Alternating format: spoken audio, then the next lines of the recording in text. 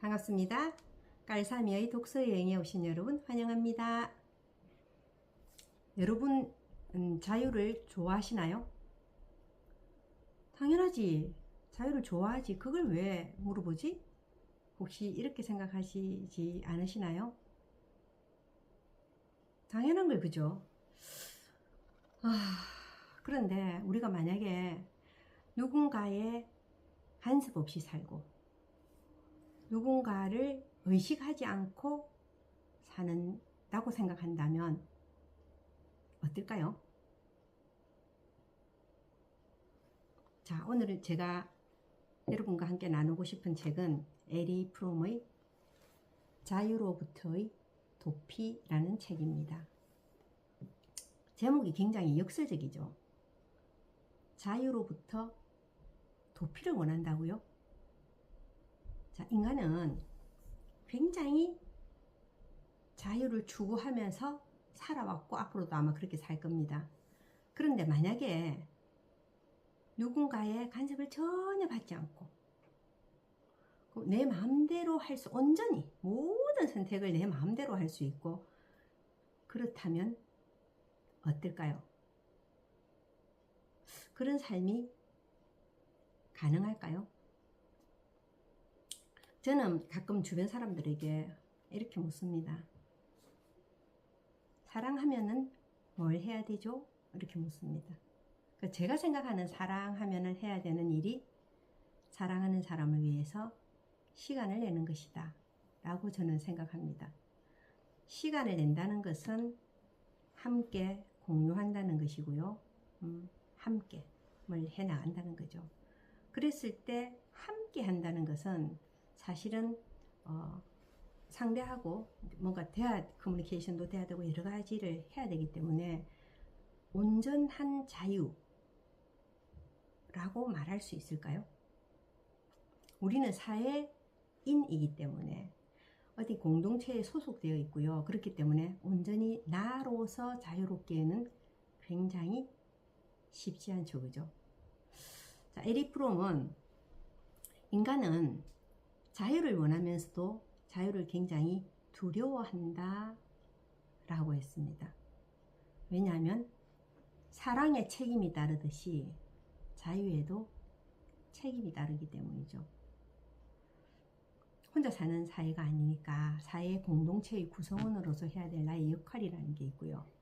또 결혼을 하면 아내로서의 역할, 또 며느리로서의 역할, 또 자녀가 태어나면 부모로서의 역할, 그 모든 것은 다 책임이 따른다는 거죠. 우리가 중세 이전만 해도 우리는 선택의 자유가 없었습니다. 내가 태어나니까 내 부모가 귀족이면 그대로 귀족인 거죠. 신분을 바꿀 수 있는 게 없었어요. 그때는 어떠한 자유도 허락되지 않았어요. 오로지 생존을 위해서만 살아야 했죠.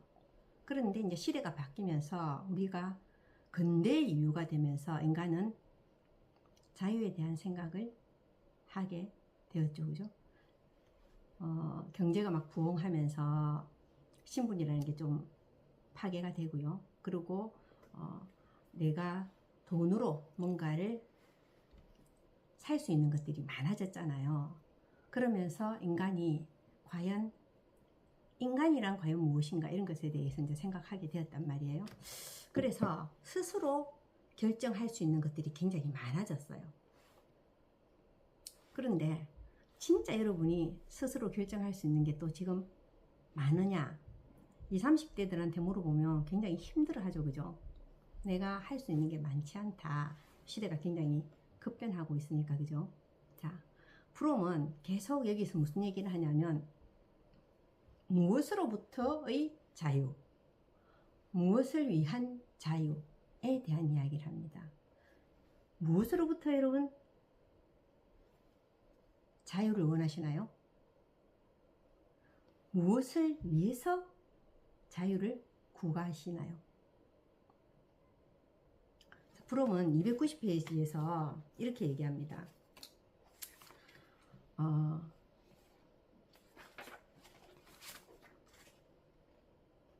만약에 개인들이 자발성이라는 의미에서 자유롭게 행동하는 것이 허용된다면,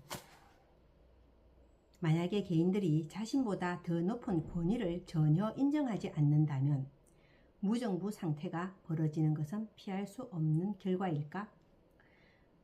무정부 상태라는 말이 경솔한 이기주의와 파괴성을 의미하는 한 결정적 요인은 인간 본성에 대한 이해에 달려있다.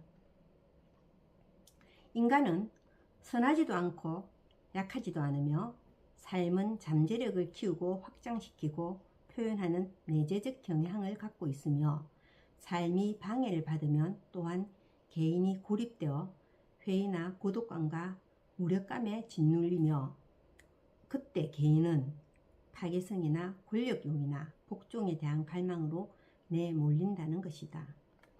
만일 인간의 자유가 무엇을 위한 자유로 확립된다면, 또한 인간이 자신의 자아를 충분히 그리고 타협하지 않고 실현할 수 있다면 그가 반사회적 충동에 사로잡힐 근본적인 원인은 사라지고 병들고 비정상적인 개인만이 위험한 존재로 남을 것이다.